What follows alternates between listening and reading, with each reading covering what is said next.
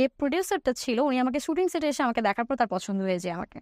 দেন সে ডিরেক্টরকে বলে যে আমি ওর সাথে একটু টাইম স্পেন্ড করতে চাই। লাইক মিডিয়াতে তো এটাই হয়। যখন ক্লাস 6 পার করে 7-এ উঠি, খুব আসলে লজ্জার একটা কথা, বাট আমার বলতে বাধা নাই। সেটা হচ্ছে যে আমি খুব ছোট বয়সে প্রেমে পড়ি। হ্যাঁ, আমার ফুপা আমাকে বলতেছে যে একটু দোয়া ইউনুস পড়। জড়াই যাচ্ছিল, কেন আমাকে এগুলো বলতেছে, ওয়াই আমাকে এগুলো কেন বলতেছে বারবার। ওকে ফাইন, একটা কাগজে একটা পেপারসের উপরে লিখতেছি যে আমি যদি আজকে মরেও যাই, আমি খুব খুশি। আমার মৃত্যুর জন্য কেউ দায়ী না। কেন আমি এটা লিখছি আমি সেটাও জানি না। বাঁচবো না। আমি তাকে মায়া কুমার বলে ডাকতাম, সে আমাকে মায়াপুরী ডাকতো। মায়া কুমার আর মায়াপুরী। মায়াপুরী, হ্যাঁ। আমি কোথায় যাব, আমি কি করব, আমার আগামীতে কি হবে, আমার শুধু মনে হয়েছে যে এখন আমাকে কে দেখবে। জাস্ট 2টা ড্রেস, একটা বোরখা আর একটা হ্যান্ডব্যাগ নিয়ে আমি ঢাকায় আসছি এসএসসি পাশের পরে। এসএসসি পাশের পরে। অ্যান্ড আপনি জানেন না আপনি কোথায় যাচ্ছেন, কি করতেছেন? আমি তখন যাই, আমার যে বস ছিল উনি আমাকে একটু অ্যাপ্রোচ করে কিছু না কিছু নিয়ে একটু আমাকে কেউ এই জায়গাটাতে আমাকে কেউ জোর করবে না। বিকজ মিডিয়াতে কেউ কখনো ব্রেড হয় না, আই নো দ্যাট। মিডিয়াটা হচ্ছে তোমার নিজের ব্যক্তিগত ওপিনিয়ন্স। 24 বছর বয়স এসে আমি একটা জিনিস খুব ভালোভাবে ফিল করছি যে তোমার পাশে যদি কেউ না থাকে তুমি তোমার জন্য একাই যথেষ্ট। আসসালামু আলাইকুম প্রিয় দর্শক এবং শ্রোতা, আল্লাহ সর্ব অবস্থায় আমাদের সবার মঙ্গল করুন সেই দোয়া এবং শুভকামনা জানিয়ে শুরু করছি লাইফের একটি এপিসোড। যাকে নিয়ে আজকের আমার এই অনুষ্ঠানটি, তিনি আমাকে মেইল করেছিলেন এবং আপনারা নিশ্চয়ই জানেন যে আমাদের এখানে আপনার জীবনের গল্পটা বলতে আসলে আপনাদেরকে মেইল করতে হবে কিংবা আমাদেরকে ফোন করতে হবে। আমাদের ফোন নম্বর হচ্ছে 09639888777। এছাড়া যদি আপনি মেইল করতে চান, মেইল অ্যাড্রেসটি আমাদের ভিডিও কোণে আপনারা দেখতে পাচ্ছেন। তারপরেও আমি আরেকবার মেনশন করে দিচ্ছি মুখে, sharemystory24@gmail.com। ঠিক আছে, আপনারা দেখতে পাচ্ছেন এখানে স্ক্রিনে বড় করে দেওয়া আছে। পজ দিয়ে আপনারা মেইল অ্যাড্রেসটা টুকে নেবেন এবং মেইল করার সর্বোত্তম পদ্ধতি হচ্ছে যে আপনার গল্পের সামারি আমাকে 4 থেকে 5 লাইনে সারাংশটা লিখলেন এবং অবশ্যই আপনার কন্ট্যাক্ট নাম্বারটা দিয়ে দেবেন। মেইল করার পরে একটা জিনিস অবশ্যই খেয়াল রাখবেন, অনেক সময় মাসখানেক অতিবাহিত হয়ে যায়, আমি হয়তো ব্যাক করার সময় পাই না, বাট ডেফিনেটলি আমি প্রথমে আপনাকে কল ব্যাক করবো, বিশেষ করে এই মেইল অ্যাড্রেসে যদি আপনি আমাদেরকে মেইল করেন। এবং তারপর হয়তো আমার অ্যাসিস্ট্যান্ট যিনি আছেন তিনি আপনার সঙ্গে বিস্তারিত কথা বলবেন। সো আমি আর কথা বাড়াচ্ছি না, কে রয়েছে আমার সঙ্গে চলুন একটু জানার চেষ্টা করি। প্রথমে নামটা একটু বলতে হবে। আসসালামু আলাইকুম ভাইয়া। ওয়ালাইকুম আসসালাম। আমার নাম সাদিয়া খাতুন। সাদিয়া খাতুন। সাদিয়া বয়স? আমার বয়স 23। সো সাদিয়ার জন্ম জেলা কোথায়? আমার হোম টাউন পাবনা জেলার ভাঙ্গুড়া থানা। আপনাদের পাবনা তো বিখ্যাত, কেন বলেন আগে এটা? আপনাদের মতো পাগলদেরকে ট্রিটমেন্ট করা হয়। আমাদের মতো পাগলদের? সবাই আমরা সবাই পাগল। ওকে, শুরু করি যেখান থেকে আপনার বলতে ইচ্ছে করে, যেভাবে বলতে ইচ্ছে করে। যখন আমি ক্লাস 4 আর 5-এ উঠি, যারা আমাকে বড় করেছে আসলে আমি তো জানতাম তারাই আমার বাবা মা। আমাকে যারা বড় করেছে সে হচ্ছে আমার মেজো ফুফু আর আমার ফুফা। তো আমি ছোটবেলা থেকে ফুফিকে ফুফি বলেই বড় হয়েছি আর ফুফাকে বাবা বলে বড় হয়েছি। তো আমাকে অ্যাকচুয়ালি তারা কখনোই বাবা মায়ের অভাবটা বুঝতে দেয় নাই। আমি এতটুকু জানতাম যে আমার মা বেঁচে আছে, বাট আমার মা থাকে না আমাদের কাছে। আমি এইটাই জেনে বড় হয়েছি আমার মা চলে গেছে। আচ্ছা, চলে গেছে বিষয়টা যখন আমি জানতে পারি তখন আবার আসলে মায়ের প্রতি টান ওটা তৈরি হয় না, বিকজ বাবা তো চলেই গেছে, বাবা কিন্তু আর চাইলেও আমি পাবো না। বড় হওয়ার সঙ্গে সঙ্গে আমার মা আমাকে দেখতে আসতো মাঝে মধ্যে। আমার এখনো মনে আছে যে আমার মা হচ্ছে দেখতে আসতো, আমাকে বলতো যে লাইক আমি বাসায় নেই, আমাকে লুকিয়ে রাখা হতো। আমার কেন জানি না আমাকে এখনো মনে হয় যে পাশের বাসার একটা বড় আপু আমাকে কোলে করে নিয়ে যেয়ে তাদের বাসায় রেখে দিত, বা যে টাইমটুকুতে আমার মা দেখা করতে আসতো তো আমার সাথে কখনোই তাকে দেখা করতে দিতে হতো না। তো আমি যখন ক্লাস 4-5-এ পড়ি তখন নানু একবার আম্মুর নাম্বারটা আমাকে দিয়ে যায়, তখনও আমি আম্মুর সাথে যোগাযোগ করিনি। ক্লাস 6-এ আমার মনে আছে আমি আমার ফ্রেন্ডের আম্মুর ফোন থেকে আমি যে নাম্বারটা আমাকে দিয়েছিল আমি ওটাতে কল করি। তো যখন আমি আম্মুর ভয়েসটা শুনতে পারি আমার না কোনো ফিলিংস কাজ করে নাই, লাইক বিকজ আমি তো বড় হয়েছি একটা ফ্যামিলিতে। তো দেন হচ্ছে আম্মু অনেক কান্না করতো আমার সাথে কথা বলার সময়, ইভেন এটা বারবার বলতো যে আম্মু আমি তোমাকে নিয়ে আসবো, তোমাকে আমি এনে ইংলিশ মিডিয়ামে ভর্তি করে দিব। তো সে তার এই কষ্টের কথাগুলো আমাকে বলতো, আমি জাস্ট নর্মাল র্যান্ডমলি কথা বলতাম, বাট আমার মধ্যে যে একটা আছে না যে মায়ের যে একটা ফিলিংস আমি ওটা তখন বুঝতে পারতাম না। হ্যাঁ, তো আমার মা কি করতো, নানা নানুর কাছে আমার জন্য লাইক কসমেটিক্স, ড্রেস অনেক কিছু পাঠিয়ে দিত। তো সেই জিনিসগুলো যখন নানা নানু দেখতে আসতো আমাকে, তখন এটা দিত, বাট ফুফির আমাকে নিতে দিত না সামহাও। তো আমি ছোট থাকতে আমার ফুফি একবার বলেছিল যে হয় তুমি তোমার আম্মুর এগুলো পরবা, না হয় আমি তোমাকে ঈদের ড্রেস কিনে দিব না। মানে আপনি তখন এগুলো বুঝতেন না যে কেন আপনার সঙ্গে এরকম না না, আমি হচ্ছে? তখন অ্যাকচুয়ালি বুঝতাম না। তো কাজ আমি তো তাকেই মা জানি, আমি তো বাবা জানি, কিন্তু আমি যখন চারপাশ থেকে সারাউন্ডিং থেকে শুনতাম যে you have a mother, so ওই টাইমটুকুতে আমি জাস্ট ফিল করি যে আমার বাবা বেঁচে নাই, এরা আমার ফুফা ফুফি। বাট আমি কখনো ফুফা ফুফি চিন্তা করতাম না, যেহেতু ফুফিকে ফুফি বলেই ডাকতাম, বাট বাবা ফুফাকে বাবা বলে ডাকতাম। বাসায় কেউ যদি এসে বলতো যে আপনার কয় ছেলে মেয়ে, বলতো 3 ছেলে মেয়ে। আমি ওইটা ওইটা ফিল করে বড় হয়েছি, ওইটা জেনে বড় হয়েছে। কখনো বলতো না যে আমার ভাস্তি হয়, আমার ভাইয়ের মেয়ে আমি মানুষ করি, এটা কখনো বলতো না, বলতো যে আমার মেয়ে। যখন ক্লাস 6 পার করে 7-এ উঠি, খুব আসলে লজ্জার একটা কথা, বাট আমার বলতে বাধা নাই, সেটা হচ্ছে যে আমি খুব ছোট বয়সে প্রেমে পড়ি। আমাকে আমার বাবা, আই মিন আমার ফুফা জেনে আমাকে ড্যাম লাভ করতো। আই মিন সে বাসায় আসলে আমাকে এত মানে এত প্রাইভেসি দিত। সে বাসায় আসলে মা বলে ডাকতো, মা দরজা খুলো, মা গেটটা খুলো। তো আমি দৌড়ায় যেতাম। বাবা যদি বাসায় কিছু নিয়েও আসতো, ওইটা এনে আগে আমার হাতে দিত। তো ফুফিকে ভয় পেতাম আমি অনেক। তো বাবাকে আমি ওইদিন আমার মনের অনেক কিছু বলি। কোনো কারণে না বাবার সাথে ফুফির একটু আর্গুমেন্ট হয়, আই ডোন্ট নো ওয়াই। তো তখন হচ্ছে একটু রাগ করে বাবা সন্ধ্যার নামাজ পড়ে বের হয়ে যায়। একটা জিনিস একটু খেয়াল রাখবেন, এই বাবা মানে কিন্তু ওর ফুপা, মানে ফুপার সাথে ফুপির আর্গুমেন্ট। কারণ ওর বাবা, আপনার বাবা তো আসলে ছোটবেলাতেই বোধহয় আমার বাবা আসলে আমাকে 7 মাস পেটে রেখে মারা গিয়েছে। এটা আপনি ওই সময় জেনে গেছেন অলরেডি, এটা আমি কারণ ক্লাস 7 এর গল্প যখন আপনি জি, জি, আছেন। জি, তখন আমি আমি জানি। তো আমার পাশের বাসায় আমার একটা দাদু ছিল, আই মিন আমার দাদুর ফুফাতো ভাই। তো দাদু দাদি কিছুদিন আগেই মারা গিয়েছে। তো বাসায় ফুফি একা, আই মিন দাদু দাদির যে মেয়ে আমার ফুফি হয় সম্পর্কে। তো বাসায় একা, তো আমি কিছুদিন ফুফির কাছে যে ঘুমাচ্ছিলাম। হুম, তো ফুফি আমাকে অলরেডি এই পাশ থেকে ডাকলে এই বাসা থেকে শোনা যেত, মানে আমার বাসা থেকে ডাকলে শোনা যেত, তার বাসা থেকে ডাকলে আমাকে শোনা যেত। তো আমি বলতাম, ফুফি বলতেছে সাদিয়া আসবা কখন, ঘুমাবা না আন্টি? তখন বললাম যে হ্যাঁ আন্টি, আমি খাবার টাবার খেয়ে দেন পড়া শেষ করে আমি চলে আসবো। তো বাবা আসছে, বাবা আসার পর না কেমন ধরে একটু চুপচাপ।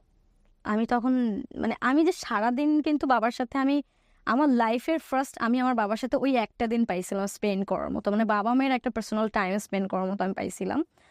তো বাবা এসে একটু চুপচাপ ছিল, আমি জানি না কেন। তো নর্মালি প্রতি রাতেই দেখা যেত যে ডিনার টাইমে ফুফি খাবার বাড়তো, আমি খাবার নিয়ে এসে টেবিলে দিতাম, সবাই আমরা একসঙ্গে বসে ডিনার করতাম। তো এরকম হুট করে কেন জানি না আমি আমার ক্ষুধা পায় নাই, আমি খাবার গুছিয়ে দিয়ে আমি বের হয়ে যাচ্ছিলাম হুম, যে আমি ফুফির বাসায় যাব, কিন্তু বাবা আমাকে পেছন থেকে 2টা ডাক দিল, মা খাবার খেয়ে যাও, খাবার খেয়ে যাও। আমি বলছি আব্বু আমার ক্ষুধা নেই, হুম, যে আমার ক্ষুধা নেই আমি খাবো না। তারপর না কেন জানি না আমাকে বারবার ডাকলো যে আমার ক্ষুধা নেই আমি খাবো না। তো আমি এটা বলে আমি দৌড়ে চলে গেছি, মানে আমি অ্যাকচুয়ালি তখন দৌড়ে ফুফির বাসায় চলে গেছি। যাওয়ার পরে আমি ফুফির সাথে আড্ডা দিচ্ছিলাম, গল্প করতেছিলাম, বলতে বলতে আমি ফুফি আর আমি দুইজন পাশাপাশি শুয়েছি। হুম, তো শুয়ে গল্প করতে করতে হুট করে যেহেতু ফুপির বাসা আমার বাসা জাস্ট 2 হাত ফাঁকা, তো শব্দ হলে তো শোনা যায়, পাশের বাসা থেকে কিছু হলে শোনা যায়। হুম। এর মাঝখানে আসলে ফ্যানের শব্দে আমি আর এত বুঝতে পারিনি যে আমার বাসায় কি হচ্ছে।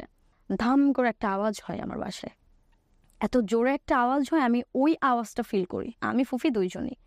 তখন ওই আওয়াজটা হচ্ছে গেট ভাঙার একটা আওয়াজ হয়।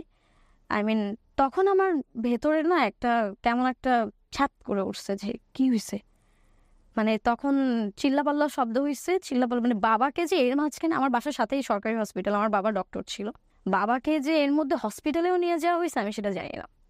আমি তারপর আমি ফুপির সাথে যাই হসপিটালে, যেহেতু আমার পাশে একদম পাশে হসপিটালের সঙ্গে আমাদের বাসা। তো আমি দৌড়াতে দৌড়াতে যাই, ওই সময় আমি ক্লাস আপনি ডিরেক্টলি হসপিটালে, আপনি তো বাসায় যাবেন, বাসায় গিয়ে কি না দেখেছেন? না, বাসায় তো অলরেডি গেট, বাসায় কেউ নাই, সবাই বের হয়ে গেছে। ও, আপনি ওখান থেকে জানতে পারলেন তার হাসপাতালে? তার হাসপাতালে, কজ এই যে ওই ফ্যানটা চলছিল ওই টাইমে 10-15 মিনিট পার হয়ে গেছে, আমি অতটা শব্দ Okay. পাইনি, ফ্যান চল। কি হয়েছিল আসলে? আমার বাবা হার্ট অ্যাটাক করেছিল। শব্দটা কিসের? ধুম করে যে শব্দটা হলো আপনারা দূর থেকে পেলেন? ওইটা হচ্ছে মানে বাবার, আই মিন হার্ট অ্যাটাক করার পরে আই থিঙ্ক সো বাবার টয়লেট হচ্ছিল, বাবা তখন লুঙ্গি পরা ছিল, তো লুঙ্গি নষ্ট হয়ে যাচ্ছিল, তো ভাইয়া লুঙ্গি আনতে যে বাসায় যে গেট তালা দেওয়া, ভাইয়া ওই লাত্তিটা দিয়ে তালাটা ভেঙে লুঙ্গিটা বের করে নিয়ে গেছিল আর কি। ওকে। তো ওই লাত্তিটার আওয়াজটাই আর কি, ওই শব্দটার আওয়াজ পেয়েই আমি কিন্তু তাড়াহুড়া করে বের। তো তারপরে আমি যাওয়ার পরে দেখি হসপিটালের যে র্যান্ডমলি যে বেডগুলো থাকে, চাকা থাকে লাগানো, আই মিন ছোট যে বেডগুলো, ওখানে বাবাকে শোয়ানো। আমি যে আব্বু আব্বু করে চিৎকার দিয়ে উঠছি ওখানে, তখন আমার ফুপু আমার হাত টেনে ধরছে, মানে ফুপি কান্নাকাটি, আমার ভাইটাও কান্নাকাটি করতেছে। তখন পুরো হাসপাতাল উথাল পাথাল। তো তখন যে জাস্ট আমি বাবার সামনে যে ধাম করে দাঁড়ানোর পরে এরকম মুখের উপর একটা চাদর দেওয়া ছিল, আমি ওই জিনিসটা নিতে পারি নাই। মানে আমি এক্সপেক্ট করি নাই যে বাবা নাই। তো আমি অনেক তখন ছোট ছিলাম, তো আমি আমার ফুফাতো ভাই তার তো আমরা দুজন আপন ভাই বোনের মতো বড় হয়েছি। আমার কিন্তু বড় ভাই আছে, যেটা আমার বড় ভাইটা বড় ফুফির কাছে থাকতো, কিন্তু ওর সাথে আমার এত অ্যাট্রাকশন কাজ করতো না, যেটা আমার ফুফাতো ভাইয়ের সাথে হতো। কারণ আমরা একই প্লেটে খেয়ে বড় হয়েছি, একসাথে বড় হয়েছি, এক ক্লাস উপর পিস ছিল। আমার ভাই জাস্ট 2টা ঈদে ঢাকা থেকে পাবনাতে যেত। ওই টাইমে আমরা দুইজন বারবার সেন্সার ছিলাম। তো বাবা মারা যাওয়াটা না আমি নিতে পারি নাই কোনোভাবেই। মানে হাউ ইজ ইট পসিবল? আমি মানে পুরা সারাটা দিন আমি বাবার সাথে টাইম স্পেন্ড করছি। বাবা মানে আমার হাতে লাস্ট খাবার খেয়েই কিন্তু বাবা চলে যায়। আমি আসলে বাবা মারা যাওয়ার আগে আমার লাইফের ফার্স্ট আমি একটা সম্পর্কে জড়াই বা আপনি তখন ক্লাস 7 এই? তখন আমি ক্লাস 7-এ আমার একজন আত্মীয়র সঙ্গে কোনো একটা ঈদে আমি তাকে দেখার পরে সামহাও আমি তাকে এত ডিপলি ফিল করি, লাইক কেন জানি না, তার প্রতি আমার অনেক মায়া কাজ করতো। যে মানে কেনই মায়া কাজ করছিল আমি জানি না। তার সাথে আমার ফার্স্ট দেখা হয়, ইভেন সেও আমাকে বড় হয়ে ফার্স্ট দেখে। আমার কাজিন ছিল। তো আমি তাকে আগে ভালোবাসছি, সে তখনও আমাকে ভালোবাসেনি। উনি আমার 5 বছরের বড় বড় আর ছিল। 4 বছরের বড় ছিল। Okay. আমার কাছে একটা নাম্বার ছিল, যে নাম্বারে আমি অনেক ট্রাই করছি তাকে খোঁজার, কিন্তু আমি তাকে পাইনি। তো হুট করে একদিন আমার মাথায় ক্যাচ করলো যে এই নাম্বারটা আরো একজনের কাছে আছে, তার নাম্বার। তো আমি তার থেকে কালেক্ট করি সেই নাম্বারটা। কালেক্ট করার পরে আসলে সে যেভাবে ছটফট করে কথা বলছে আমি এটা আশা করিনি। যে আমি যেমনটা ছটফট করছি, সেও যে একইভাবে আমার সাথে কথা বলার জন্য ছটফট করছে আমি সেটা জানতাম না। ওকে। আমি কিন্তু তখন ফুফির ফোন লুকিয়ে লুকিয়ে নিয়ে কথা বলতাম। তো সে ওই দিন থেকে আমাকে এমন ট্রিট করেছে, আমার তাকে কখনো মনে হয় যে this is my new relationship, this is my first relationship, আমার এমনটা ফিল হয় নাই। আমাদের সম্পর্ক চলছিল, তো এর মাঝখানে বাবা মারা গেল। তো বাবা মারা যাওয়ার পরে আমার ফুফিরা 1 মাস পরে হজে চলে যায়। তো একদিন রাত্রেবেলা সামহাও আমি অনেক টেনশন করছিলাম। আমি ঘুমের মধ্যে রাত 1টা বাজে অনেক বাজেভাবে চিৎকার করে উঠি, অনেক জোরে চিৎকার করে উঠি। আর এই চিৎকার করার পরে আমার মাথা ব্যথা, আমার মাথা পেইন শুরু হয়ে যায়। তখন আমার পাশের বাসায় ফুফি ছিল, যে পাশের বাসায় মামা মামি ছিল, তারা দৌড়ায় আসে, কি হয়েছে কি হয়েছে। তো এরকম আমার কোনোভাবেই আমার মাথা ব্যথা কমে না। আমাকে যে মেডিকেলে নিয়েও যাওয়া হয়, আমার পাশে যেহেতু হসপিটাল, মেডিকেলে নিয়ে যাওয়া হয়। তো সেখানে ডক্টর আমাকে দেখার পরে বলছে যে এই এই ট্রিটমেন্টটা আমাদের হসপিটালে নেই, ওনাকে পাবনা সদর হসপিটাল আর রাজশাহীতে নিয়ে যেতে হবে, বিকজ এই ট্রিটমেন্ট আমাদের এখানে নেই। আমাকে অলরেডি 2-3টা ঘুমের ইনজেকশন দিয়ে দেয়, কিন্তু তারপরে কোনোভাবেই আমার ইমপ্রুভ হচ্ছিল না। আমি ওই রাতটাতে আমার প্রচুর বাম সাইডে মাথা যন্ত্রণা, যেটা চিৎকারের মতো অ্যাকচুয়ালি একটা পেইন ছিল। আমার আপন যে বড় ভাই আল্লাহ মাকিব, ও কিন্তু বড় ফুফির কাছে বড় হয়েছে, আমি আমার মেজো ফুফির কাছে বড় হয়েছি। জি। তো ওই টাইমে যখন দেখলাম আমি সিক, সে দৌড়ে আসছে। আসার পরে আমার ভাইয়া আমাকে সঙ্গে করে ঢাকায় নিয়ে আসে। আমি যেহেতু পাবনাতে থেকেছি, আমাকে সঙ্গে করে ঢাকায় নিয়ে এসে আমাকে ডক্টর দেখায়। ডক্টর বলে যে আমার মাইনর স্ট্রোক হয়েছে। ও, ক্লাস 7-এ থাকা অবস্থায়? ক্লাস 8-এ তখন আমি। আমার বড় ফুফা আমাকে সাইকোলজিস্টের কাছে নিয়ে যায়। তো উনি জানতে চায় what's your problem actually, what happen to you. তো আমি তখন একটা কথাই বলতাম যে আমার খুব কষ্ট হয় আমার বাবা মায়ের জন্য। আমার ছোটবেলা থেকে আমি বড় হয়েছি সবাইকে হারাতে হারাতে বড় হয়েছি। আমি একটার পর একটা মরা লাশ দেখে বড় হয়েছি। তো ওই টাইমে আমার যে রিলেশনটা যার সাথে ছিল, সামহাও কোনো একটা কারণে তার সাথে আমার একটু মিসআন্ডারস্ট্যান্ডিং হয়। ঢাকা থেকে ভাঙ্গুড়াতে, আই মিন পাবনাতে যখন ব্যাক করি, আমার ফুফিরা কিন্তু হজে থেকে আসে। আর যেদিন হজ থেকে আসে তার পরের দিন আমার লাইফ পুরো মোড় ঘুরে যায়। আমি জানি না আসলে ওই টাইমে কেন তাদের মুখটা গম্ভীর ছিল, বাট তার ঠিক 2-3 ঘন্টা পরেই আমার ভাইয়া একটা কথা বলে ওঠে। আমার দাদু দাদি আমার ভাইয়ার কাজিন, তারা সবাই ছিল যে এই বাসায় 3 জনের বেশি 3.5 জনও থাকবে না। হুম। আই মিন 3 জন হচ্ছে আমার ফুফি, ফুফির 2 ছেলে। আর আমি তো মেয়ে ছিলাম। তো আমাকে দিত 4 জন। বাট ভাইয়া একটা কথা বলে উঠে যে এই বাসায় 3 জনের বেশি 3.5 জনও থাকবে না। তো এই কথাটা শোনার পরে আমি মানে তখনও বুঝতে পারিনি যে তখন কি আপনার ফ্যামিলিতে আপনাদের অ্যাফেয়ার্স এর কথা জানে? সবাই জানে বিষয়টা? তখন অ্যাফেয়ার্স এর কথা মানে আপনাকে এতটা হঠাৎ করে এ- অপছন্দ এতটা- হয়ে যাওয়ার কারণটা কি? না, তখন এতটাও জানতো না। বাট আচ্ছা। আমি অ্যাকচুয়ালি জানতাম না যে কেন এই কথা বলছে। হুম। তো ফুফি এসে তার পরের দিন শ্বশুরবাড়িতে চলে গেছে, আমি বাসায় একা। তো ভাইয়া আসছে জামা কাপড় নিতে হয়তো বা এসে আমাকে বলছে তুমি এখানে কি করো? আমি বলছি যে কি করি মানে? তুমি এখন বাসা থেকে যাও নাই? আমি কোথায় যাব? তুমি জানো তুমি কোথায় যাবা? এই বাসাতে 3 জন বেশি 3.5 জনও থাকতে পারবে না। ফুফি পরের দিন আবার চলে আসছে, আসার পরে আমি ফুফিকে বললাম যে আন্টি ভাইয়া আমাকে এই কথা বলছে। আমার ফুফি আমাকে বলে যে দেখো, আমার মাথার উপরে গার্জিয়ান নাই, আমার ছেলেরা এখন আমার সব। আমি বললাম ফুফি কয়েকদিন পরে, আমি তখন ক্লাস 8-এ, কয়েকদিন পরে আমার জিএসসি পরীক্ষার আগে যে টেস্ট পরীক্ষা হয়, কয়েকদিন পর আমার পরীক্ষা শুরু, আমি কিভাবে পরীক্ষা দেবো? তো ফুফি বলতেছে তুমি ছোট ফুফির কাছে চলে যাও। আই মিন আমাদের থানার পাশের যে থানাটা, সেখানেই আমার ফুফি, ছোট ফুফি থাকে। তো বলছে যে তুমি ছোট ফুফির কাছে চলে যাও। আমি বললাম যে ছোট ফুফির থেকে ওখান থেকে এসে প্রতিদিন পরীক্ষা দেওয়া তো আমার জন্য কষ্ট হয়ে যাবে। তখন আমার ফুফি আমাকে বলতেছে যে ফুফু তোমার রক্তের ফুফু না? আমাকে এটা বলছে। তখন আমি না এক লাইফের প্রথম আমার ফুফিকে বলছে আপনিও তো আমার রক্তের ফুফি, আপনি কেন চলে যেতে বলছেন? সো ইন দ্য মিনটাইম আপনার আপন মায়ের সাথে কি আপনার সম্পর্ক ছিল? নো। একেবারে ফুল অফ। তখন তো হ্যাঁ ফুল অফ। কোথায় আছে কিভাবে আছে আপনি আমি জানেন? জানি না, বা আমার আম্মু ওরকম যায় না। আমার মা ও আচ্ছা, বাবা মারা যায় যেদিন, আই মিন আমার ফুফা মারা যায় যেদিন, সেদিন আমি আম্মুকে ফোন দিয়ে বলছিলাম যে ফুফা মারা গেছে। ওইটাই জাস্ট। মা ইন্টারেস্ট দেখায়নি আপনার ব্যাপারে যে তুমি আসো আমার কাছে চলে ওইটা আসো? তো সবসময় বলে, কিন্তু ওই দিনটাতে মারা যাওয়া, ওই দিনটাতে তখন একটু আম্মু মন খারাপ হয়েছে, একটু কষ্ট পাইছে, তো আমাকে ওইভাবেই রাখছে। তো বলছে যে তুমি আমার কাছে আসবা কবে? তুমি আমার কাছে চলে আসছো। সো আপনার তো অপশন ছিল তখন। তো অপশন ছিল তখন, বাট আমি তখন মানে আপনি মেনে নিতে পারছেন না মেনে বিষয়টা। নিতে পারছি না। আমার সামনে পরীক্ষা, আমি তো পড়ালেখা করছি, আমি স্টুডেন্ট হিসেবে খারাপও ছিলাম না মোটামুটি। তো আমাকে চলে যাওয়াটা দেখে আমাকে আমার বাসার পাশে আন্টিরা অনেকবার আটকানোর ট্রাই করছে, তুমি আমার বাসায় থাকো, আমার কাছে আসো, আন্টিরা আক্রমণে নিয়ে যাও। আর আমি কারোর কথা শুনি নাই। আমি বাসা থেকে বের হয়ে যাই। বের হয়ে যাওয়ার সময় আমি তখন জানি না আমি কোথায় যাব। মনে পড়ে যে পাশের এলাকা হচ্ছে আমার ছোট দাদু থাকে, ছোট দাদুর বাসা, আমি ছোট দাদুর কাছে চলে যাই। ছোট দাদুর ওখান থেকে আমার স্কুল খুবই কাছে ছিল, জাস্ট 5 মিনিটস লাগতো। দাদু যখন জিজ্ঞেস করে কি হয়েছে, আমি কান্নাকাটি করে বলি যে আমাকে বাসা থেকে বের করে দেওয়া হয়েছে। দাদুর রুম থেকে আমি বড় চাচুর বাসায় রুমে চলে গেলাম। ওখানে থেকে আমি আমার জিএসসি পরীক্ষার টেস্ট পরীক্ষাগুলো দিই। ওখানে যেহেতু আমার ওই যে মেডিসিনগুলো কিন্তু কন্টিনিউয়াসলি আমার চলে, ওখান থেকে আমি জিএসসি ফাইনাল এক্সাম দিলাম। ফাইনাল এক্সাম দেওয়ার শেষ তো 1.5 মাসের ছুটি হলো আমার, ঢাকা আমার বড় ফুফির বাসায় আমি তখন চলে আসলাম। তো তখন আমার মাথায় আসে যে আমার মায়ের সাথে যোগাযোগের বিষয়টা। ওই সময়টাতে কিন্তু আমার যার সাথে সম্পর্ক ছিল তার সাথে কিন্তু যোগাযোগ অফ ছিল, জাস্ট বিকজ অফ তার সাথে আমার একটু মনোমালিন্য হয়েছিল। এরকম একটা অফ যে সে আমার লাইফ থেকে হয়তো চলেই গেছে, লাইক এরকম একটা অফ ছিল। তো ওই দিন রাতে আম্মুর সাথে কথা বলি 3 ঘন্টা। তারপরে পরের দিন 16 ডিসেম্বর চলে।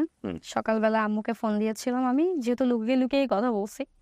আম্মু আমাকে জাস্ট বলছে যে মামুনি আমি তোমাকে এক ঘন্টা পরে বাসায় যেয়ে কল দিচ্ছি।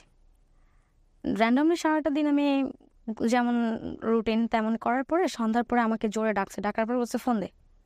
ফোনটা ঠাস করে নিয়ে নিছে আমার থেকে, কি হয়েছে আমি কিছুই জানি না। তো আমার সামনে একটা হুট করে ফোন আসছে, আম্মুরা বাইরে চলে গেছে, যাওয়ার পরে কথা বলতেছে, কথা বলে টলে আসার পরে বলতেছে যে কালকে তুমি আম্মুর সাথে কথা বলছিলি, কি কথা বলছিলি? বাট এই যে আমার মা কিন্তু ওই টাইমে আমার বড় ফুফাকে ফোন দিয়ে হাউমাউ করে কান্না করছে যে আমি আমার মেয়েটাকে আমার কাছে 7টা দিন রাখতে চাই। আমার মেয়েটাকে তো আমি কখনো কাছে থেকে দেখি নাই, বড় হয়েছে, একটু রাখতে চাই। কিন্তু আমার ফুফা আমার ভাই দুজনেই না করে দেয়। তো পরে সকালবেলা আমাকে ভোরবেলা ডাকা হয়েছে। আমাকে প্রতিদিন রাত্রেবেলা আমি 10টা বাজে ঘুমিয়ে যেতাম, সকাল 8টা উঠতাম। ভোর 6টা বাজে ফুফি আমাকে ডেকে উঠেছে, বলতেছে যে তোমরা বাড়ি যাও, দাদুর একটু শরীর খারাপ, তোমার ফুফার সাথে বাড়িতে যাও। আমি খুব খুশি, আমার দাদু বাড়িতে সরিষার ফুল হয় প্রতি বছর, আমি 4 বছর দেখি না, আমি যাব। আমি আমার একটা কার্টুনের ব্যাগ ছিল, ব্যাগের মধ্যে ইচ্ছা মতো জামা কাপড় তুলছে, ওষুধ তুলছে। ফুফি বলতেছে এতদিন তো থাকবা না, একটা জামা নিয়ে যাও জাস্ট। আমি কিন্তু জানি আমি আমার দাদুকে দেখতে যাচ্ছি। তো গেলাম, যাওয়ার পরে আমার আমার যে ছোট চাচার বাসায় আমি থেকেছি, থেকে পরীক্ষা দিয়েছি, সেখানেই আমরা ফার্স্ট গিয়েছি। ছোট চাচার শাশুড়ি, আমার সম্পর্কে নানি হয় যিনি, উনি আমাকে হুট করে বলতেছে যে আমাকে কে জানি বললো যে সাদিয়ার মা মারা গেছে, তোর নাকি মা মারা গেছে। আমি বললাম, কি আলাই বালাই কথা বলো, আমার আম্মুর সাথে আমি কালকে রাতে কথা বলছি, আমি এটা বলছি। আমি কিন্তু তখন আমার সেন্সে কাজ করে নাই যে আমি আম্মুর সাথে কালকে কথা বলছি, নানু আম্মুর কিছু হয় না। বলে তাহলে কার কথা বা বললো, আমি তো মানে সে তো বয়স্ক মানুষ, সে এতটা গুরুত্ব দেয়নি, বাট আমাকে কিন্তু এটা বলে ফেলছে সে। বাট আমি তখন বলছি যে নানু আমার আম্মুর সাথে আমার কালকে আগের দিন কথা হয়েছে 3 ঘন্টা। তখন বলছে তাহলে মনে হয় কার কথা বা শুনলাম। ওকে ফাইন, আমি কোনো রকম রাতটা পার করলাম। আমি তো খুব এক্সাইটেড যে আমার দাদা বাড়িতে যাবো, কারণ আমার দাদা বাড়ি ছিল আমার লাইফে একটা, আমার প্রাণ ছিল। মাঝ রাস্তায় যে আমার ফুফা আমাকে বলতেছে যে তুই একটু স্যালাইনের পানি খা, এটা বলতেছে। আমি স্যালাইনে, এমনি তো আমি স্যালাইনের পানি খেতে পারি না, আমার বমি হয়ে যায়। তুই যদি দাদু বাড়িতে যে যদি সেন্সলেস হয়ে যাস, আমি তো আজব, তুমি সেন্সলেস হবো কেন? পরে বলতেছে যে না একটু স্যালাইন খা, তো শরীর ভালো না, যদি একটা কোনো সমস্যা হয়ে যায়। তো আমি কি করছি, ফুফা ওইদিকে তাকাইছে, আমি মুখের মধ্যে স্যালাইন এদিকে ফেলে দিচ্ছি, ফুফা এটা টেরও পায় নাই। তখন আমাকে ফুফা আরেকটু রাস্তা যেতে যেতে বলতেছে যে চল আজকে তোর নানু বাড়িতে যাই। এদিকে আমি মানে মনে মনে বলতেছি সূর্যাস্তে কোন দিকে উঠছে, যে যারা আমাকে কোনোদিন নানুর বাড়িতে যেতে দেয়নি, মায়ের সাথে যোগাযোগ রাখতে দেয়নি, সে আমাকে বলতেছে যে নানুর বাড়িতে যেতে। তখন বলতেছে যে তোর খালামণি, আমার বড় ভাই সবাই আসছে, চল তো নানাকে একটু দেখে যাই। আমি আরো খুশি। দেন আমি ফুপার সাথে গেলাম, যাওয়ার পরে নানু বাড়িতে আমি কিন্তু সেই ছোটবেলায় গিয়েছি, এরপরে কিন্তু এত 2 বছর 10-12 বছর 13 বছর কিন্তু কখনো যাইনি। মানে মার চেহারাই মনে নাই? মাকে তো দেখিনি আমি, আমার মাকে তো আমি কখনো দেখি নাই। আমার ক্লাস বেবি ওর যখন 1-এ উঠি, তখন হয়তো আমাকে স্কুলে একবার দেখতে আসছিল, কিন্তু লুকায় ফেলছিল আমাকে, ওই যে বললাম মানে মার সাথে কখনো কোনোদিন দেখা হয়নি? কখনোই দেখা হয় না আমার মায়ের সাথে। তো তারপরে আমার বড় বড় শক্ত করে আমার হাতটা খালি ধরেছিল।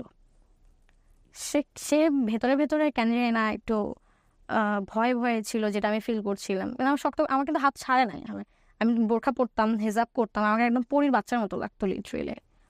তো ওই সময় হচ্ছে আমার ফুপা আমাকে বলতেছে যে একটু দোয়া হিমনুস পড়।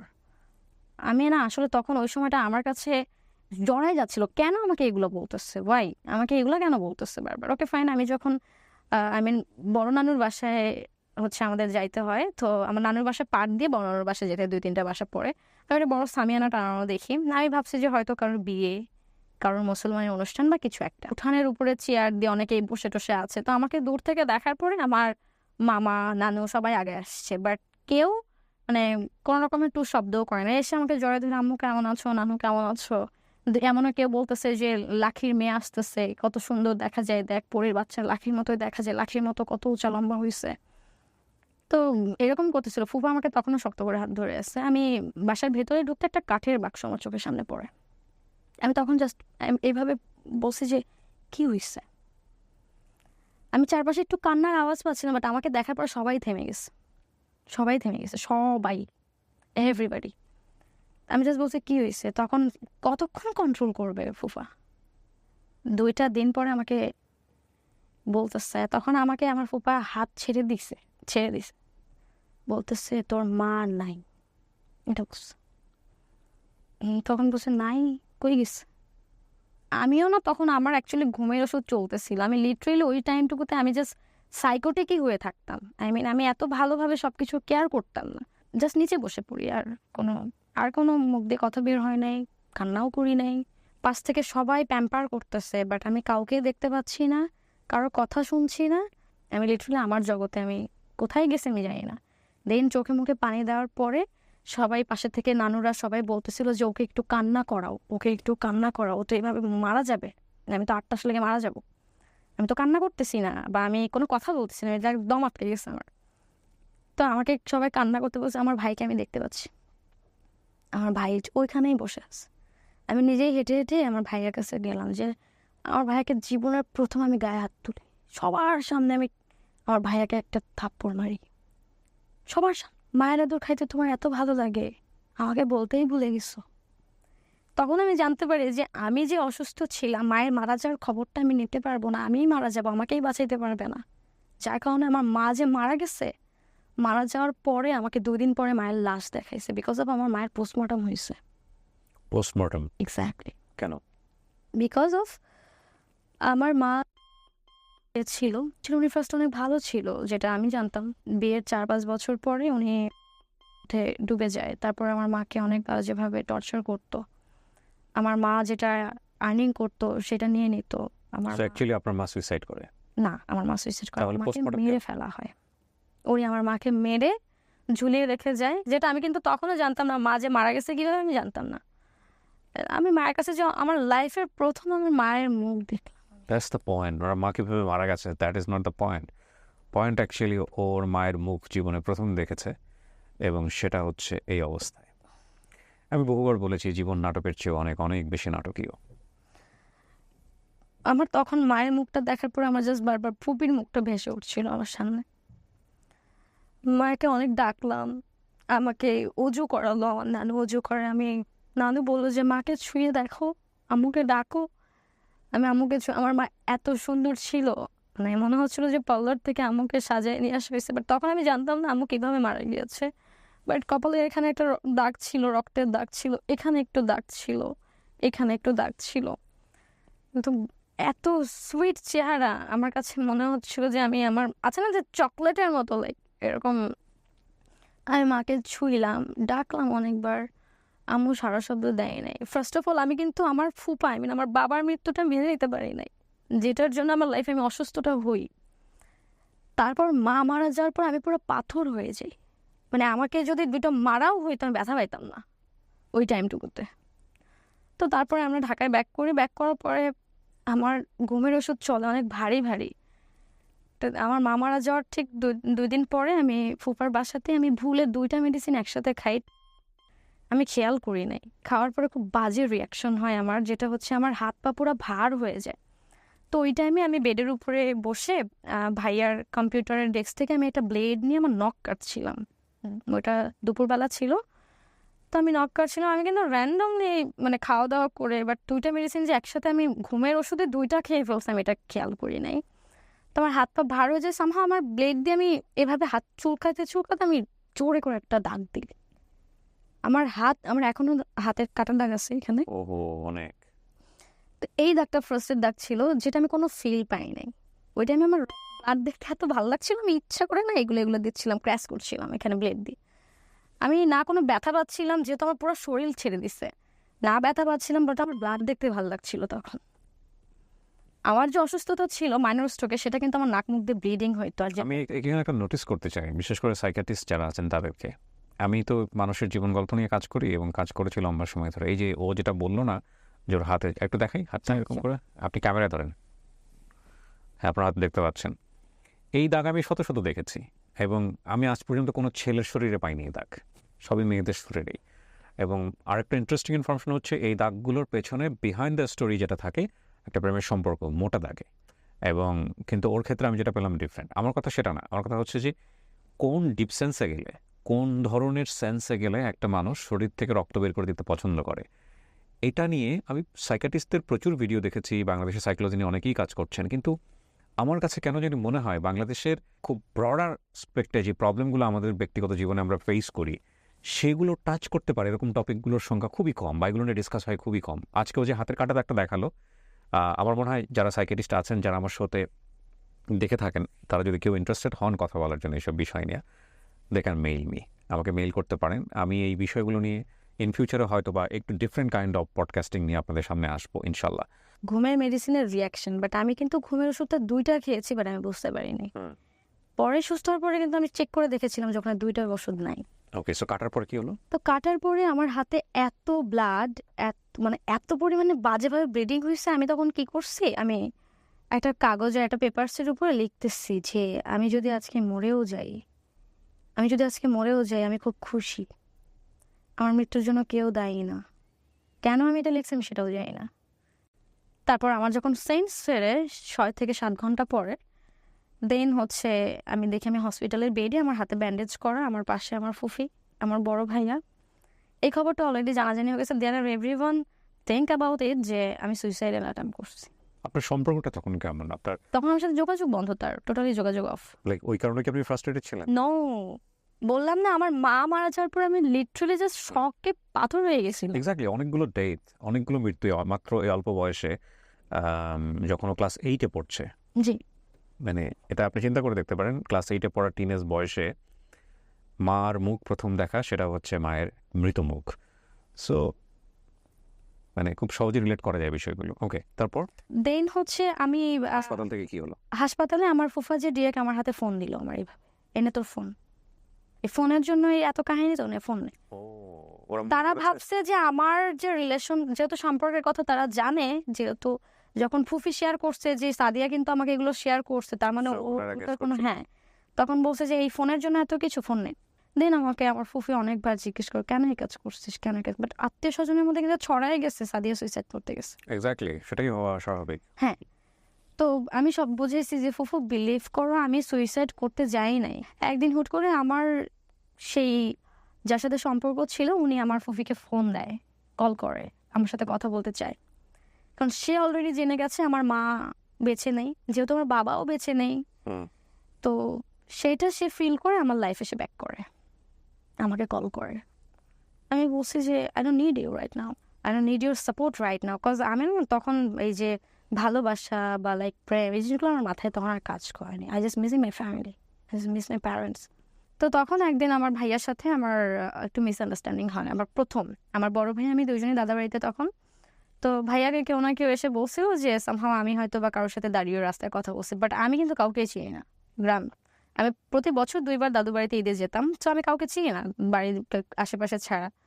তো আমার ভাইয়া না কারো একজনের সাথে রাগারাগি করে এসে আই থিঙ্ক সো ওই রাগটা আমার উপরে ছাড়ে। আমার ভাই লাইফের ফার্স্ট আমাকে এত বাজেভাবে মারে, এত বাজেভাবে আঘাত করে, মানে যে আঘাতটা আমি সহ্য করতে পারি নাই। আমার জায়গায় জায়গায় রক্তের দাগ, কাটা দাগ, কপাল ফেটে, মাথা ফেটে যাওয়া। আমার ভাই আমাকে অনেক বাজেভাবে আঘাত করে। তা আমি তখন, আমার কাছে তো লটস অফ মেডিসিন, ঘুমের ওষুধ অনেক, যেহেতু আমার ডেইলি খেতে হয়, 49টা খেয়ে ফেলি। আমি কি করছি, ঘুমের ওষুধ খাওয়ার পরে আমি নতুন একটা কমলা কালারের ড্রেস পরছি, নতুন ড্রেস, যেটা আমি ফার্স্ট ইউজ করলাম ওই দিন। হুম। নতুন ড্রেসটা পরে আমি দোয়া কালাম পড়তে পড়তে, আর ওই যে আমার যে মানুষটাকে আমি হারাইছি, আই মিন ভালোবাসার মানুষটাকে, তাকে ফোন করছি। হুম। সে ফোন রিসিভ করছে, রিসিভ করার পরে বলছে যে, আমি জাস্ট বলছি যে আমি মনে হয় আজকে বাঁচবো না। আমি তাকে মায়া কুমার বলে ডাকতাম, সে আমাকে মায়াপুরী ডাকতো। মায়া কুমার আর মায়াপুরী। মায়াপুরী, হ্যাঁ। মায়া কুমার, আমি মেবি আজ আর বাঁচবো না। তোমাকে বলছো আমার কি, যাও মরে যাও। তারপরে আমার আর বাঁচার ইচ্ছাই মরে যায় ওই টাইমে। আমার ওই যে চোখ বন্ধ হয়, 9 দিন আমি বেঁচে ছিলাম না আসলে। 9 দিন কোথায় ছিলেন? কোমায় ছিলাম আমি, মানে পরে স্টোরিটা কার কাছ থেকে শুনেছেন, আপনাকে না? পরের স্টোরিটা আমার ভাইয়া বলেছে, ফুফি বলেছে। তো ওই টাইমে আমি পুরো বডি নীল হয়ে গিয়েছিল। আমার ডক্টর বলেছে যে আমাকে আর বাঁচাতে পারবে না। 9টা দিন আমার পুরো বডি নীল হয়ে গিয়েছিল। ডক্টর বলছে যে আমরা এনাকে বাঁচাতে পারবো না, এখন আল্লাহ তালাই পারবে ওনাকে বাঁচাইতে। আপনারা আত্মীয় স্বজন যারা আছে তাদেরকে খবর দেন, দেখে যেতে বলেন, আমরা বাঁচাতে পারবো না। তো আজকে আপনার এখানে আসবো বিধায়, আপনার সাথে দেখা হবে বিধায় ওই দিন আমার কেনে আঙুল নাড়া দিয়ে উঠছে 9 দিনের। তো বাই দ্য ওয়ে, আর sense of humour is so good.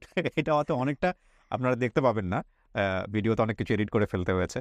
Okay, by the way, হ্যাঁ, সো প্লিজ। আমার কেনি আঙুল নাড়া দিয়ে ওঠে, আমি বেঁচে যাই। আমি তখন তো ডক্টর আশ্চর্য হয়ে যায়, বাট আমার উপরে তখন আমার ফুপির আরো রাগ। তখন আমার ভাইয়াকে অ্যাটলাস বলেই ফেলে যে ওকে বিষ খেয়ে মেরে ফেললি না কেন, মরতে গেছে কেন, মরতে গেল কেন। সবাই আমার উপর রাগ স্বাভাবিক, কারণ আমি নামাজ কালাম পড়ে বড় হয়েছি। একটা মজার বিষয় হচ্ছে যে এই আচরণগুলো সাধারণত যারা করেন তারা অনেক বেশি সিম্প্যাথি পাওয়ার জন্য করেন। অনেক বেশি মানুষ তাদেরকে ইমোশনালি অ্যাটাচ হোক, ভালোবাসা দেখ বুঝুক, এটার জন্য করেন। কিন্তু আসলে যারা রাগী মানুষ, এসব জিনিস দেখে রাগে, তারা কিন্তু এইসব দেখে আসলেই সিম্প্যাথাইজ হয় না, না, তারা আরো বেশি রেগে যায়। আরো বেশি। হ্যাঁ, এই তো হচ্ছে আমি বিষয়। সুস্থ হয়ে যাওয়ার পর কিন্তু আমাকে কেউ দেখতে আসে না, কেউ দেখতে আসে না। আমার জাস্ট বড় ভাইয়া আসে, মানে ঢাকা থেকে বড় ভাইয়া যায়, যাওয়ার পরে ভাইয়া তখন মাথায় হাত রেখে একটা কথাই বলে যে লাইফ ইজ সো টাফ, কেবলমাত্র শুরু, এখনো অনেক দূর যেতে হবে তোমাকে। True. আমার বড় ফুফু আমাকে একটা কথা বলেছিল যে সাদিয়া তুই তো লাইফ থেকে মায়া কাটিয়ে ফেল, এই মায়া তোর জীবনটা ধ্বংস করে দেবে। ইটস ডেফিনেটলি ট্রু যে এই মায়া আমার জীবনটা ধ্বংস করে দিছিল ওই টাইমে। তো দেন আমি এসএসসি পরীক্ষা, যেহেতু আমি বড় হয়েছি কিন্তু আমার নিজের বাসায় ফুফির কাছে। তো সেখানে আমি না থেকে আমি আসলে হোস্টেলে যেতে হয় আমাকে। আমাকে হোস্টেলে যেয়ে আমার হোস্টেল খরচ চালাইছিলাম আমি তখন। ১ম আমার লাইফের ফার্স্ট ইনকাম আমি টিউশনি করাই তখন। তখন আমি এসএসসি পরীক্ষার আগে? এসএসসি পরীক্ষার আগে আমি তখন আল্লাহ দিলে একটু সুস্থ ভালো মানে সুস্থ ছিলাম, বাট মাথা ব্যথাটা ছিল। মানে হোস্টেলে আপনাকে যেতে হলো কেন? কারণ আপনি কোথাও আসলে কমফোর্ট ফিল করছিলেন না। না, আমি নিজে থেকে আর কোথাও যাই নাই। অ্যান্ড দেন কিভাবে চলবো তখন থিঙ্ক করলাম যে আমি যে সাবজেক্টগুলো ভালো জানি আমি সেই টিউশনি সাবজেক্টগুলো করাবো। টিউশনি করাতে পারি। ওকে, ফাইন। তো আমি ৬টা বাচ্চাকে টিউশনি করতাম। মান্থলি আমার 3000 প্লাস আমার কাছে আসতো। 3000 প্লাস ওই সময়ে ৩,০০০ টাকা দিয়ে আমার সুন্দর চলে যেত। আমার হোস্টেল খরচ হোস্টেল খরচ সহ? কম ছিল। ১৮০০ টাকা টোটাল ছিল। ওকে। খাওয়া সহকারে সবকিছু মিলে ১৮০০ টাকা ছিল। জাস্ট সিট ভাড়া ছিল হচ্ছে আপনার ৭০০ টাকা। দেন ঢাকাতে? নো, পাবনাতে। পাবনাতে? যে ওকে। তখন আমাকে আমার ফ্রেন্ডরা বলতো যে, "তোর নিজের বাসা এখানে, তোর বাসা থাকলে তুই হোস্টেলে কেন থাকিস?" আমি বলছি, "this is my opinion, it's my choice." হুম। তো হোয়াট এভার ইট ইজ, আমি এতটা গুরুত্ব দিতাম না, অ্যাভয়েড করে যেতাম বিষয়গুলো। আমি কোথায় যাব? আমি কি করব? আমার আগামীতে কি হবে? আমার জীবনটা ঘুরে যায়। তখন ওই সময়টাতে আমার আমার শুধু মনে হইছে যে এখন আমাকে কে দেখবে? এখন কে দেখবে আমাকে? তবে এসএসসি পরীক্ষা দিতে পেরেছিলাম আমার বড় ভাইয়ের জন্য। আই মিন আমার ফ্যামিলির আমার বড় ফুফাতো ভাইয়ের জন্য, বিকজ অফ ভাইয়া আমাকে রেজিস্ট্রেশনের টাকা পাঠিয়েছিল। যার কারণে আমি এসএসসি পরীক্ষাটা দিতে পারি। যেহেতু ছোটবেলায় স্কাউটিং করতাম আমি, তো আমার স্কাউটের একটা বড় ভাই ছিল। বাট ওই সময় তার সাথে আমার ফ্রেন্ডশিপ ছিল, একটা গুড বন্ডিং ছিল। তো ঢাকায় থাকতো। তো তার সাথে আমার যোগাযোগ হওয়ার পরে সে আমাকে ঢাকায় বলে যে, "তুই চলে আয়। তুই চলে আয়।" আমি স্কাউটিংয়ে অনেক ভালো ছিলাম। গার্লস গাইড কমান্ডার ছিলাম রাজশাহী বিভাগে। তো তখন আমি চলে আসি ঢাকাতে। আসার পরে ও একটা হেলথ ল্যাবে জব করতো। তো ওর সাথে যে ওর সিনিয়র বা ওর সমবয়সী যারা কলিগরা ছিল, তো সেই আপুর একটা বাসায় মানে আমার হেলথ ল্যাবের পাশে, তখন মিরপুর শেওড়াপাড়াতে, সেই আপুর বাসায় আমাকে সে উঠায় দেয়। আমার জীবনের স্ট্রাগলটা ওই জায়গা থেকে শুরু হয়ে যায়। ওই পয়েন্টটা থেকে যখন আমি ২ টা জামা নিয়ে, ২ টা ড্রেস নিয়ে, জাস্ট জাস্ট ২ টা ড্রেস, একটা বোরখা আর একটা হ্যান্ডব্যাগ নিয়ে আমি ঢাকায় আসি। এসএসসি পাশের পরে? এসএসসি পাশের পরে। অ্যান্ড আপনি জানেন না আপনি কোথায় যাচ্ছেন, কি করতেছেন? আমি তখন জানি না। আমার কাছে জাস্ট ২৬০ টাকা ছিল। মাথার উপরে হাত রাখার মতো কেউ নাই, জবাবদিহিতা করার কোনো জায়গা নাই, এবং খুবই টিনেজ একটা বয়স। তখন আমার ১৭ বছর বয়স। আমার স্কাউটের বড় ভাইয়া ছিল। তো ওই সময় ও আমার এত ভালো বন্ধু হয়ে যায়, তুই তো করে একটা বন্ডিং হয়েছে। ওকে আমি অন্তু বলে ডাকতাম। অন্তরের জন্য আমি ঢাকাতে একটা থাকার জায়গা পাই, আমি খাওয়ার জন্য খাবার পাই। অন্তর নিজে জব করে আমাকে ১,০০০-২,০০০ টাকা দিত যে তুই কিছু কিনে খা, তোর বাসা ভাড়া। আমাকে ৩ মাসের ভাড়াও দিয়েছিল। আমি কিছুই করি না তখন, আমি কি করব? আমার কাছে তখন ফোন ছিল না। আমার তখন একটা বাটন ফোন ছিল। আমার স্মার্টফোন ছিল না যে আমি স্মার্টফোনের মাধ্যমে আমি জবের জন্য অ্যাপ্লাই করব, আমি কিছু করব। তো ইন দ্য মিন টাইম অন্তরের সাথে আমার ওই টাইমে মানে আছে না যে লাইক মনে হচ্ছিল যে ও ছাড়া তখন আমার কেউ নাই। বাট ও কিন্তু আমার বড় ভাই প্লাস আমার বন্ধু হয়ে গেছে তখন। বিকজ অফ ওই টাইমে ওরও রিলেশনশিপ ছিল। এমন না যে ওর সাথে আমার কোনো রিলেশন ছিল, কিছুই না। ও জাস্ট আমার ফ্রেন্ড ছিল। করোনা চলে আসলো। মানে আমি আজকে করোনা হয়ে মারা গেলে হয়তো আমাকে কেউ দেখতে পারবে না, না ভাইয়া দেখতে পারবে বা না কেউ দেখতে পারবে না ওই টাইমটাতে। করোনার মাঝখানে ব্যাক করার পরে আমি একদিন আমার একটা ফ্রেন্ডের স্মার্টফোন ও আমাকে দেয়। ওর যেহেতু এক্সট্রা একটা ফোন ছিল, দেওয়ার পরে আমি ওই ফোন থেকে আমি কয়েকটা জায়গায় জবের জন্য অ্যাপ্লাই করি। আমার একদিনে ৬টা জব হয়। একদিনে আমি মিনিমাম ২০টার মতো অ্যাপ্লাই করছি। একদিনে আমি ২০টার মতো সিভি পাঠাইছি, এক এক জায়গায় ড্রপ করছি, যেটা বিডি জবস যেটাকে বলা হয়। তো আমাকে আমার ফ্রেন্ড ৫,০০০ টাকা দিয়ে আমাকে হেল্প করে। দেন আমি ৫,০০০ টাকা দিয়ে জবে জয়েন করি। জয়েন করার পরে আমার স্যালারি ছিল ১৮,০০০। ১৫,০০০ টাকা আলোচনা সাপেক্ষে আমি ৩ মাস জবে। আমার কাছে ওই টাকা মনে হয়েছে আমি লাখ টাকা পাইছি। ৩ মাস চাকরি করার পরে আমি কিছু টাকা জমানোর পরে আমার একটা ফোন, এমার্জেন্সি একটা ফোন, আমি নিজে টাকা দিয়ে ফোন কিনি। নতুন করে একটা ফেসবুক অ্যাকাউন্ট করি। আমার লাইফে আমি একটা মানুষকে না ভুলতে পেরে কোনোদিন কোনো রিলেশনে যেতে পারিনি। মানে তখন কি রিলেশনশিপটা আপনার ব্রেকআপ হয়ে গেছে ওর সঙ্গে? আমার সাথে কোনো যোগাযোগ নাই তার। মানে কোনো লাস্ট কোনো ওয়ার্ড ছিল না? কোনো যোগাযোগ নাই। তাকে অনেক ভালোবাসছি। আমি মানে আপনি ব্যাপারটা কেমন ছিল যে আপনি তার জন্য ওয়েট করছিলেন সে আপনার সঙ্গে যোগাযোগ? আমি জানতাম সে আর ফিরবে না। কোনো কারণে আপনাদের মিসআন্ডারস্ট্যান্ডিং হয়েছে?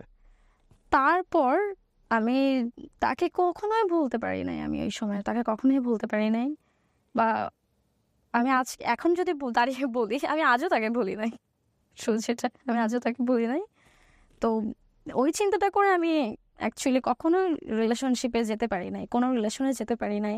টাকাকে আমি জিনিসটা চিনে গেলাম, দিস ইজ মানি অ্যাকচুয়ালি।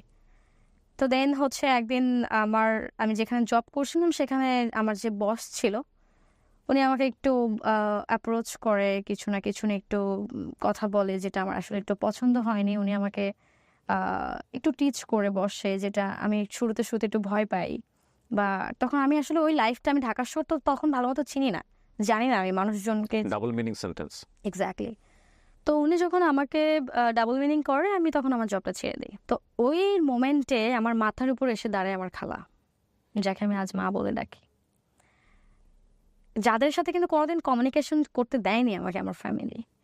তো ওই সময় আমি আমার খালামণিকে পাই, ওখানে আমি আমার আরেকটা ফ্যামিলি পেয়ে যাই। মানে স্ট্রাগলের মাথায় এসে আমি শুরুতে এসে আরেকটা ফ্যামিলি পেয়ে যাই। তো ওই সময় আমার নিজের একটা কলিগ, উনি আমাকে বলে যে, আমাকে সবাই জান্নাত বলে ডাকতো, যেহেতু আমার ভালো নাম হচ্ছে সাদিয়া জান্নাতি। কলিগ উনি আমাকে বলে যে, জান্নাত ম্যাম, আপনার মানে লুক অনেক সুন্দর, আমার নিজের একটা বাইং হাউস আছে, আমি আপনার কিছু ছবি তুলতে চাই।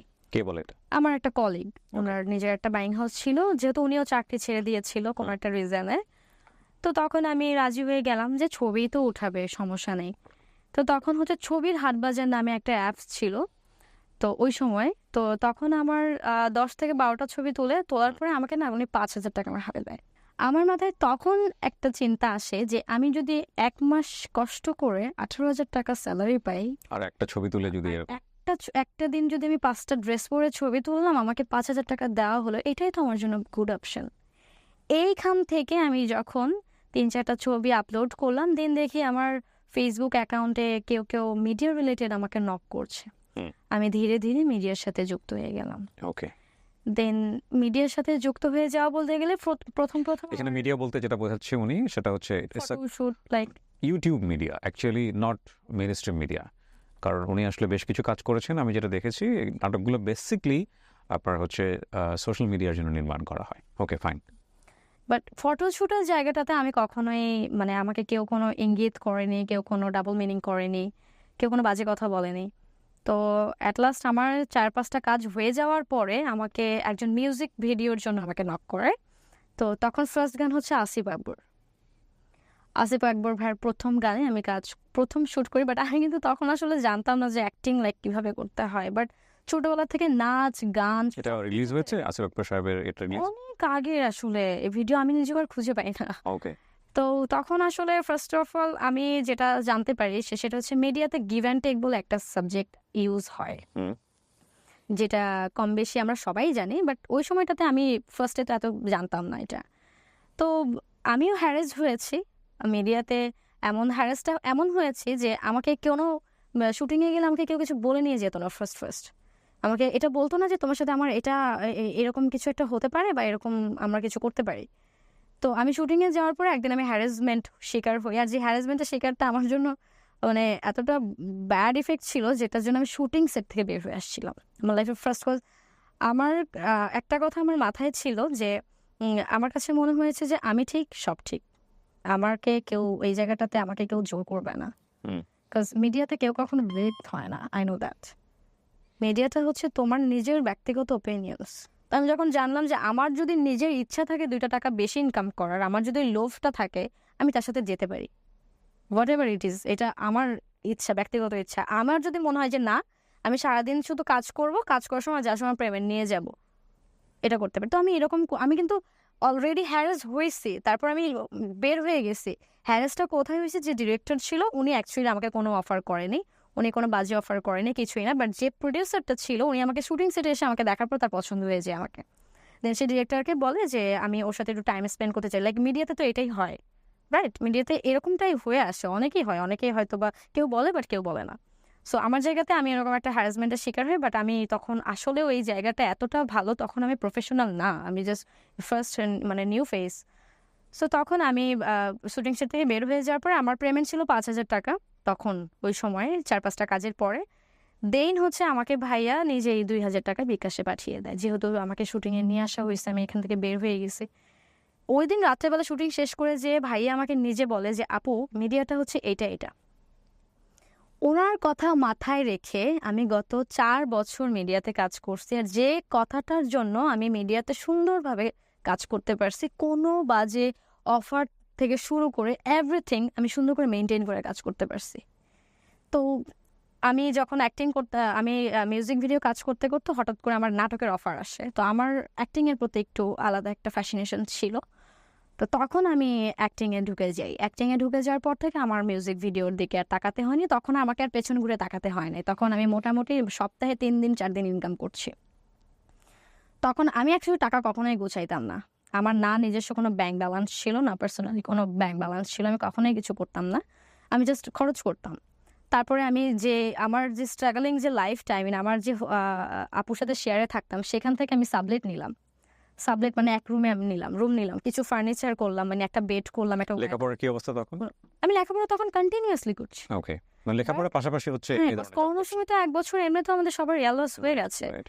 তো তারপরে আমার যে মিডিয়া যে আমি যে ইনকাম করছি সেটা দিয়ে আমি কলেজে ভর্তি হই।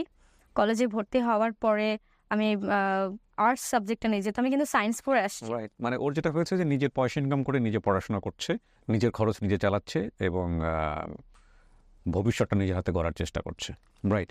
সো ইন্টারমিডিয়েট পাস করলেন আপনি ওই সময়টাতে? না, ইন্টারমিডিয়েট পাস করার আগ মুহূর্তে হচ্ছে আমার মোটামুটি আমি বেশ কিছু কাজ করে করে অনেকটা এগিয়ে আসছি। এইচএসসি আমার হচ্ছে আমার 21-এ পরীক্ষা দাও, 22-এ আমি সার্টিফিকেটটা পাই। এগুলো সব নিজের পড়াশোনা নিজের সব খরচ? নিজের টাকায় আমি করেছি। আমার ইভেন আমি আমার বাসা আমার বাসা শিফট করি আমি, মানে পুরো একটা ফ্ল্যাট নেই, নিয়ে আমার বড় ভাইকে আমি আমার কাছে নিয়ে আসি। মাশাআল্লাহ। এখন কি মানে আপনারা দুজন একসঙ্গে না, থাকেন? এখন আপাতত একসাথে নেই। ভাইয়া already married, he Perfect. Have a baby right now. তো আমি আমার ভাইয়াকে নিয়ে এসে, ইভেন দেন ওই সময় আমার ভাইয়া বেকার, আমার ভাইয়া কিছু করে না। সো আপনি সাপোর্ট দিয়েছেন? আমি সাপোর্ট দিয়েছি। ইভেন আমি আমার ভাইয়াকে পরিচিত বড় ভাইয়ের মাধ্যমে জবেও ঢুকিয়েছি ওই টাইমে। তো আমরা 2 ভাই বোন ভালোই চলছিল। রাইট নাও আপনি পড়াশোনা করছেন? এখন আমি পড়াশোনা আমি ছাড়িনি। কজ এটা আমার মানে কি পড়ছেন struggle আপনি? আমি এখন বিএসএস ডিগ্রি করছি রাজশাহীতে। তো আমি 2nd বর্ষে আছি। তো আমার আর 1.5 বছর হলে আমার পড়ালেখা শেষ হয়ে যাবে। এর মাঝখানে আমার যে বড় ফুপি, উনি কিন্তু আমার সাথে কখনোই যোগাযোগ অফ করেনি। উনি আমার সাথে লুকিয়ে লুকিয়ে দেখা করছে। লুকিয়ে লুকিয়ে আমাকে খাবার দিচ্ছে, এটা ওটা দিয়েছে। আর আমার খালামণি তো আছেই। আমি তাকেই পেয়ে গেছি ওই সময়। এভাবেই আমার আসলে 6 বছর কেটে যায়। তো এই যে এখন আমার অলমোস্ট 24 বছর পড়বে। তো এই 24 বছর বয়স এসে আমি একটা জিনিস খুব ভালোভাবে ফিল করছি যে তোমার পাশে যদি কেউ না থাকে, তুমি তোমার জন্য একাই যথেষ্ট।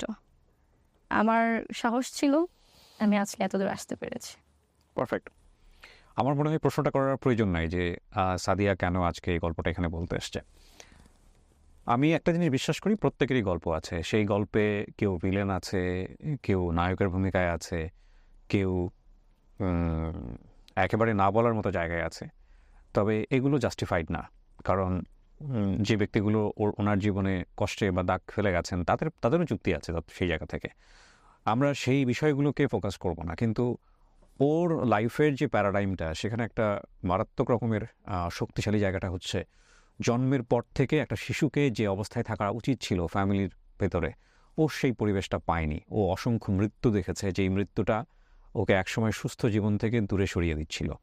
তারপরে ও থেমে যায়নি এবং ও বারবার ঘুরে দাঁড়ানোর চেষ্টা করেছে। আমাদের মতো এরকম পিতৃতান্ত্রিক সমাজে, যেখানে প্রতি মুহূর্তেই একটা মানুষ একটা ঘটনাকে আমরা বিভিন্ন জাজমেন্টের মুখোমুখি নেই, সেখানে একটা মেয়ের এইরকম বয়সে নিজের পায়ে দাঁড়ানো এবং গণমাধ্যমে বা মিডিয়াতে বা যেটাই বলি না কেন সেখানে কাজ করে লোকচক্ষুকে উপেক্ষা করে নিজের জীবনে বেঁচে থাকার জন্য প্রচেষ্টা বা ইচ্ছা গ্রহণ করা এতটা সহজ নয়।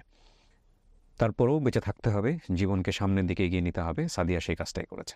তবে আমি আরেকটা কথা বলতে চাই, সেটা হচ্ছে যে আমার স্ট্রাগল ছিল 6 বছর।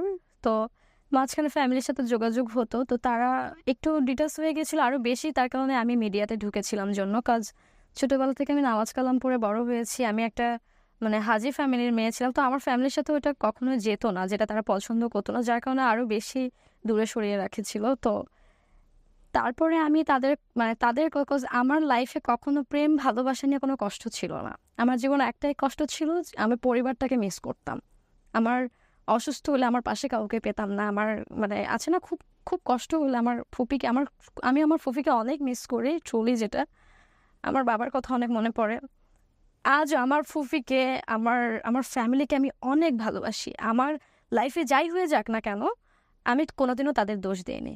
বিকজ আমার কাছে মনে হয়েছে যে আমার ভাগ্যে যা ছিল তাই হয়েছে। আর আমি ওই চিন্তা করে আমি মিডিয়াটা যতদিনই কাজ করেছি, মিডিয়াটা লিভ করে দিয়েছি আলহামদুলিল্লাহ। তো মিডিয়াতে এখন আর আপনি কাজ করছেন? না, আমি আসলে আমার প্রফেশন ছিল না, আমি তো প্যাশন হিসাবেই কাজ করেছি। আমার কখনো নায়িকা হওয়ার ইচ্ছা ছিল না, বিকজ আমার ওই সময় মাটি শক্ত ইউ করার হ্যাভ টু সার্ভাইভ।